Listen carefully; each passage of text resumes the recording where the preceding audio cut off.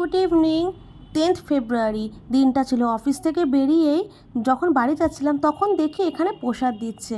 একটা আঙ্কেল দেখে প্রসাদ নিতে বলল, তো দেরি না করে আমরা টোকেনটা নিয়ে প্রসাদটা নিয়ে নিয়েছিলাম। দেন তারপরে বাড়ি চলে এসেছিলাম, এসে একটু ফ্রেশ হয়ে নেব। আর তখনই দেখি আমার জন্য একটা বিরাট সারপ্রাইজ অপেক্ষা করছে। সেই সারপ্রাইজটা কি তোমরাও দেখে নাও। আর এখানে প্রসাদগুলো রেখেছিলাম, তারপর ড্রেসটা চেঞ্জ করলাম। আর এগুলো অনেক দিন ধরে আমি এখানে অফিস থেকে এসে ফ্রেশ হয়ে নিয়েছি। চলুন আপনাদেরকে আজকে দেখাই আজকে প্রসাদটা যে ওখান থেকে নিলাম কি কি দিয়েছে। দেখা যাক তো কি কি দিয়েছে। এখানে দিয়েছে ও পোলাও, আলুর দম, পায়েস আর চাটনি। বা ভালোই তো দিয়েছে প্রসাদ। এই প্রসাদটা এবার আমি একটু খেয়ে নেবো, আর বাদ বাকি প্রসাদটা রেখে দেবো, ওটা রাতে খেয়ে নেবো। আর এই জলের বোতলটাও সাথে দিয়েছে।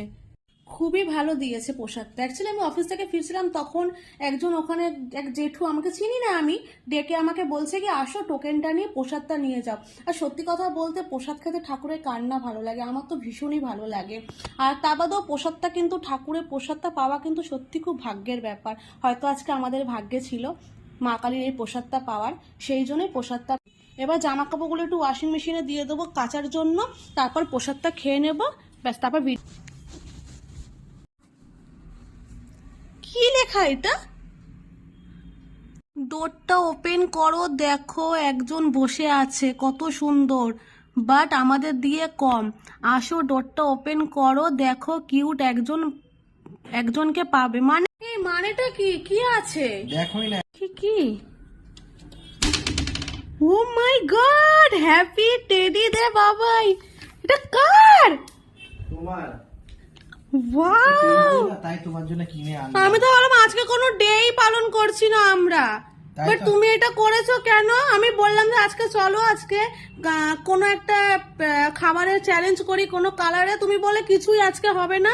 বাহ কি সুন্দর টেডিটা। এইসব কখন কিনেছো? এই তো অফিস থেকে ফেরার সময়। কেমন হয়েছে? দারুণ হয়েছে, আমার ভীষণ পছন্দ হয়েছে। ও আমি জানতামই না, আনএক্সপেক্টেড সারপ্রাইজ। ভীষণ সুন্দর হয়েছে। Thank you thank you thank you. কেমন হয়েছে বলো তো তোমরা টেডিটা?